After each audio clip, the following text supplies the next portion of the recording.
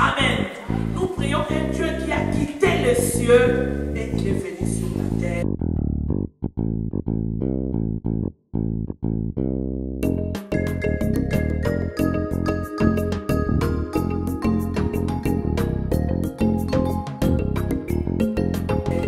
Pour nous apporter ces mots de salut.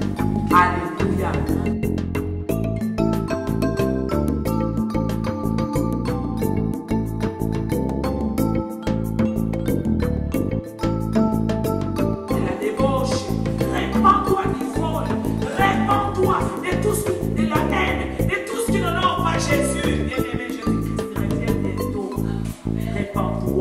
Répands-toi.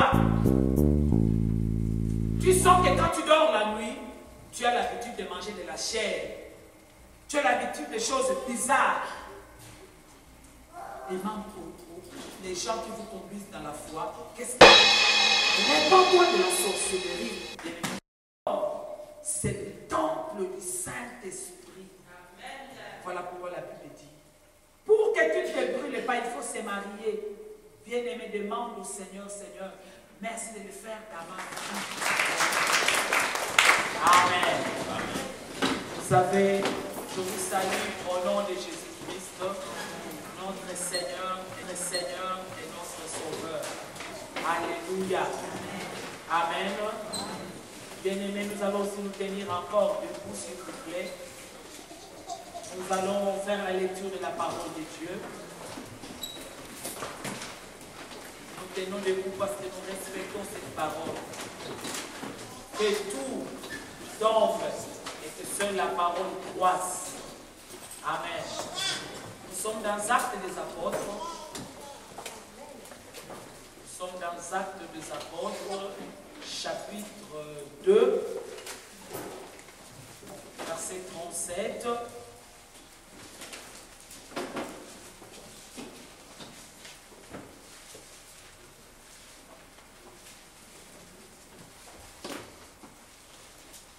Jusqu'au 47e verset.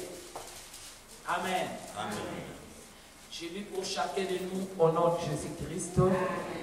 Après avoir entendu ce discours, ils eurent les cœurs vivement touchés. Et ils dirent à Pierre et aux autres apôtres, « Oh mes frères, que ferons-nous » Pierre leur dit, « Répondez-vous et que chacun de vous soit baptisé au nom de Jésus-Christ pour le pardon de vos péchés et vous recevrez le don du Saint-Esprit. Amen. Amen. Car la promesse est pour vous, pour vos enfants et pour tous ceux qui sont au loin et aussi grand nombre que le Seigneur notre Dieu les appellera.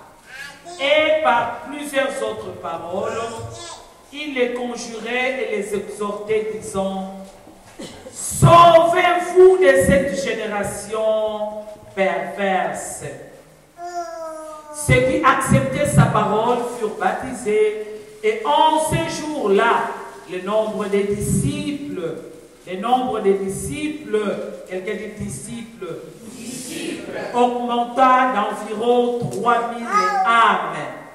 Ils persévéraient dans l'enseignement des apôtres, dans la communion fraternelle, dans la fraction du pain et dans les prières.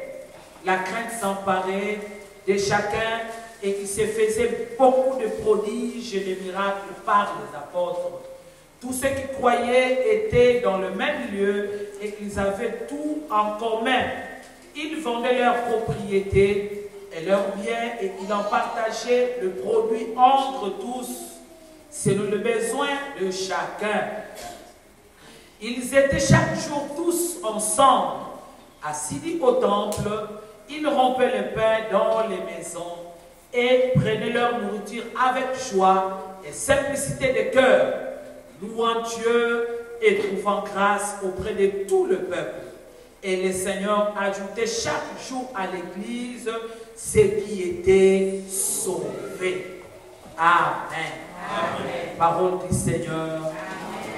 Je l'aime et je l'accepte. Il faut nous asseoir, bien-aimés. Amen. Bien-aimés, je voudrais peut-être aider l'Église parce que le dimanche passé, c'était la Pentecôte. C'est-à-dire que quand Jésus était ressuscité, jusqu'au jour où les disciples dans la maison, ils étaient que la flamme de feu descende, ça fait 50 jours, c'est ce qu'on appelle Pentecôte. Amen. Amen. Et pendant la semaine qui vient aussi de s'écouler, maintenant, Jésus est monté au ciel. Amen. Là, on en parlera le dimanche prochain. Mais aujourd'hui, je voudrais que l'Église comprenne la Pentecôte. Aujourd'hui, tous nous allons faire l'expérience avec le Saint-Esprit. Amen. Bien-aimés, l'Église est bénie. Vous savez, nous sommes devenus Église, c'est ces jours-là que l'Église a commencé. Amen. Amen. Ce n'était pas quelque chose qu'on a ramassé là-bas à gauche, droite, mais bien aimé. Lorsque le Seigneur avait demandé à ses disciples, attendez jusqu'à ce que le Saint-Esprit descende sur vous. Ne vous éloignez pas. Bien-aimés, je vous dis la vérité. Nous ne pouvons plus vivre comme des hommes naturels. Quand on veut vivre comme un homme naturel, vous sentirez que vous êtes encore sous l'esclavage de la famille, sous l'esclavage de vos propres péchés, de votre propre vie. Finalement, c'est propre vie, c'est votre propre vie, c'est vos propres penchants qui conduisent votre vie. Mais maintenant, il va se passer une particularité, bien-aimés. Au jour de la Pentecôte, l'Église commence. Qu'est-ce que nous appelons l'Église? Nous appelons l'Église corps de Jésus. Amen. C'est ce qu'on appelle corps de Christ. Et nous, là, nous sommes des églises locales. Amen. Donc, c'est-à-dire que nous, armés de victoire, nous pouvons être peut-être le bras. Une autre église que tu connais qui proclame Jésus-Christ comme Seigneur et Sauveur pourra être peut-être la jambe. L'autre église peut-être pourra être le doigt, pourra être ceci, mais dans la tête, nous nous retrouvons en Jésus-Christ. Est-ce que quelqu'un peut dire Jésus-Christ? Jésus-Christ. Alléluia. Bien-aimés, c'est ce qui fait que vous sentirez maintenant, nous ne sommes plus là dans le monde, maintenant nous nous retrouvons en Jésus-Christ. Alléluia. Tout ce que nous demandons, bien aimé, tout ce que nous pouvons faire, il faut que Jésus-Christ se retrouve. Si Jésus ne se retrouve pas, c'est une course vaine. Alléluia. Amen. Mais bien aimé, si réellement tu comprends ce que nous voulons dire aujourd'hui, ta vie prendra encore une autre dimension parce que tu comprendras quel est ton rôle. Amen. Amen. Là, je voulais introduire, bien aimé, l'Église a commencé avec le jour de la Pentecôte. Pourquoi? Parce que maintenant, Jésus a promis à ses disciples, il faut que moi je m'en aille. Parce que si je m'en vais au Père, je vous enverrai le Saint-Esprit. Quelqu'un dit le Saint-Esprit. Le Saint-Esprit. Bien-aimé, le Saint-Esprit, c'est l'Esprit de Jésus-Christ. Amen. Amen. Le corps de Jésus monte au ciel. Maintenant, il va envoyer son Esprit. Et bien aimé, c'est son Esprit qui habite à l'Église. Amen. Amen. Et dites-vous bien, bien aimé, tout ce qui se fait à l'Église est sous contrôle du Saint-Esprit. Alléluia. Il y a des choses peut-être que tu pourras te faire, mais je n'ai pas compris pourquoi je fais ceci. Bien aimé, tant que tu as prié, tant que tu es dans parole, sois calme, parce que le Saint-Esprit est au contrôle de tout ce que nous sommes en train de faire. Amen. C'est le Saint-Esprit bien-aimé qui nous convainc du jugement, qui nous convainc du péché. Amen. Qui nous convainc de la justice de Dieu. Le Saint-Esprit est là. L'Église doit accepter la flamme du Saint-Esprit. Amen. Et c'est ce qui fait que, bien-aimé, le jour de la Pentecôte, quel signe qui a été opéré pour que maintenant nous soyons Église et corps du Christ. En ces jours-là, bien-aimé, Jésus est monté au ciel. 50 jours après, il envoie ce que nous appelons, ce qui était sur les apôtres, la flamme du feu, et ils ont commencé à parler dans d'autres langues, et pendant qu'ils parlaient ces langues-là, on pourra les écouter. Les gens pourront écouter que ça c'est notre langue maternelle, ça, ils pourront comprendre les langues avec lesquelles ils étaient en train de parler. Mais lorsque vous lisez la Bible, vous verrez, les gens qui étaient là, il y avait des gens qui s'étonnaient, mais qu'est-ce qui se passe? Il y a les autres aussi qui s'étonnaient, ils sont ivres. Et après, Paul et Pierre vont donner son discours. Amen. Amen. C'est là que nous voulons nous présenter. Comment, bien aimés, nous sommes devenus dans le corps de Jésus? C'est ce jour ici, le jour de la Pentecôte. C'est-à-dire, il s'est passé deux mouvements. Il s'est passé deux mouvements, le baptême de l'Esprit et la plénitude de l'Esprit. Amen. Amen. Le baptême de l'Esprit, c'est-à-dire que, bien-aimés, maintenant, en ces jours-là, lorsque les flammes sont descendues, maintenant, ils ont été baptisés du Saint-Esprit. Amen. Et c'est ce qui a fait que, comme expression, ils ont commencé à parler dans d'autres langues.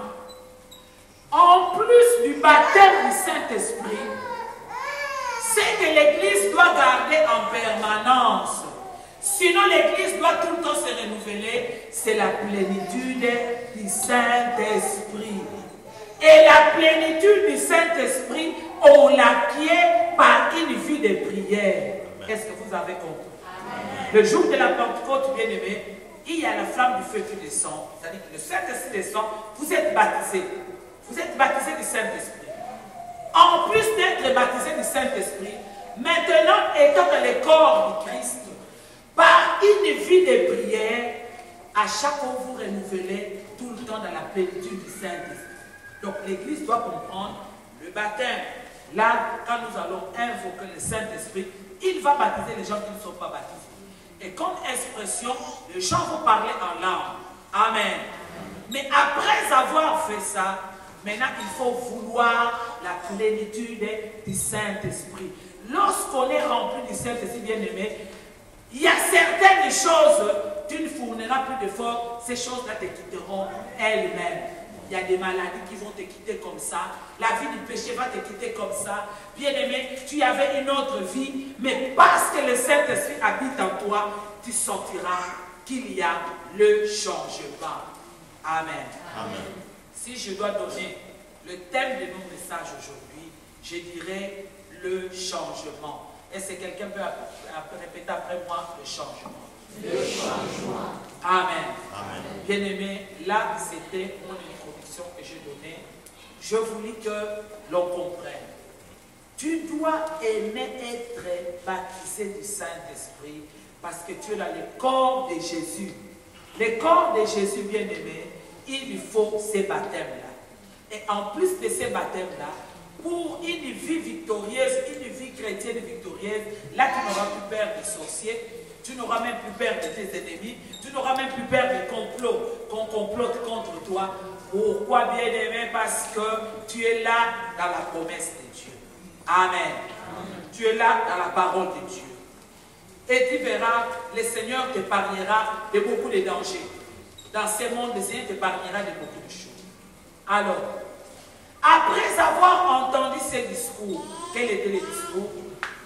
C'est quand le peuple qui était là, dans la chambre haute, le peuple a vu que